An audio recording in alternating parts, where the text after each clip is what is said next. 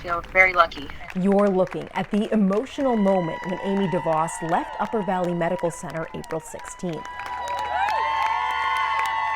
It was a moment the respiratory therapist, wife, and mother I can't imagine them being without their mom. did not know would ever come after COVID-19 almost killed her. So I kind of lost a little over 2 weeks of my life, just not knowing what was going on. 16 of the 29 total days she spent in the hospital were on a ventilator. I was just that sick, I kept getting worse and worse. Fearing the worst, her husband Tom and other family members thought she was not going to make it. Just that one day where we went to the hospital, said our goodbyes. But then, DeVos's doctor found someone who could help. That's how we got an early start to the trial. Dr. Tom Pitts specializes in neuroimmunological diseases. I have the honor of fighting off some of the most lethal and catastrophic autoimmune diseases in the world on a regular basis. But this one, It's the most aggressive lung disease I've ever seen. he went to medical school and completed his residency at Wright State University. Now he works at a practice in New York City and does telemedicine for Premier Health. So I sat down and I just researched the papers on the SARS coronavirus of yesteryear, the one from like 2003.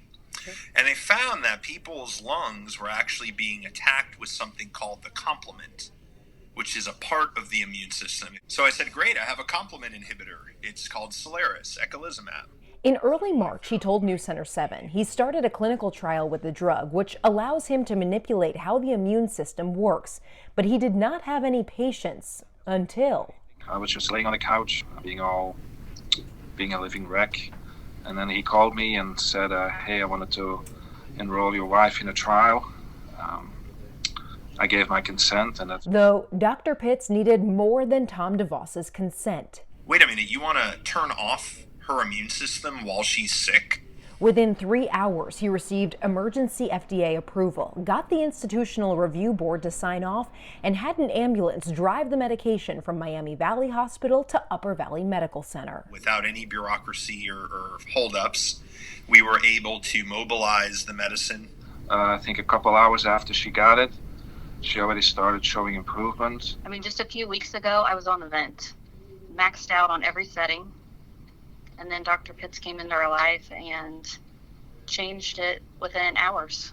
Doctors continued to give DeVos the medicine every 4 days. It's unbelievable seeing how she kept improving day after day after that. After she got the medicine, it's hard to describe. It's like you're getting hope all over again. It's like you're getting a second chance with everything. And while DeVos does not remember much of her time in the hospital, now that she is home, her message for Dr. Pitts? Just thank you so much. I can't thank you enough. I owe my life to you, and you're doing great things for this world. Is a message filled with gratitude and hope that her experience will be able to translate into more patients like her surviving COVID-19. In Dayton, Ohio, I'm Molly Kowick.